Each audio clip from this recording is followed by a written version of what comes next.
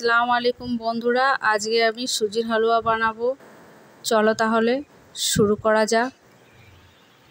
এখানে আমি কিছু ড্রাই ফ্রুটস নিয়েছি, ড্রাই ফ্রুটসগুলোকে কুচিয়ে নেব।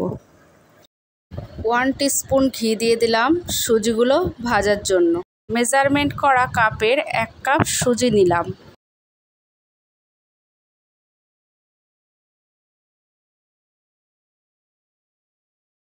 সুজিগুলোকে ভাজতে থাকবো যতক্ষণ না ব্রাউন কালার হয়ে আসে। সুজিটা ব্রাউন কালার হয়ে এসেছে। এবার এর উপরে ওই একই মেজারমেন্ট কাপে আমি 1 কাপ দুধ দেব। সুজিটা শুকিয়ে আসলে আমি আরও 1 কাপ দুধ ঢেলে দেব।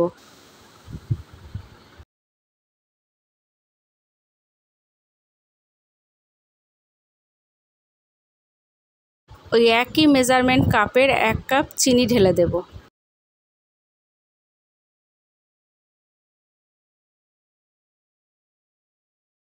চিনিটা ভালোভাবে মেল্ট হয়ে গেলে 2টো এলাচের দানা আমি ছাড়িয়ে দিয়ে দেব।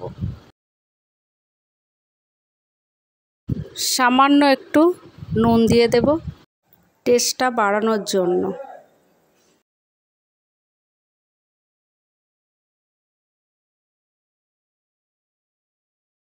হাফ কাপের মতো গুঁড়ো দুধ দিয়ে দেব। দিয়ে ভালোভাবে মিশিয়ে নেব সুজির সঙ্গে।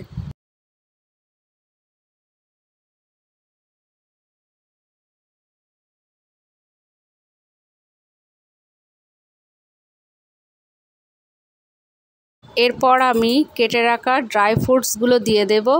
দিয়ে ভালোভাবে মিশিয়ে নিয়ে বেশিক্ষণ আর জাল করব না।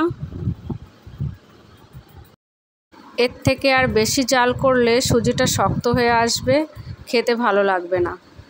আমি এবারে নামিয়ে নেব। এদিকে একটা প্লেটে তেল ব্রাশ করে নেব সুজিটা সেট করার জন্য।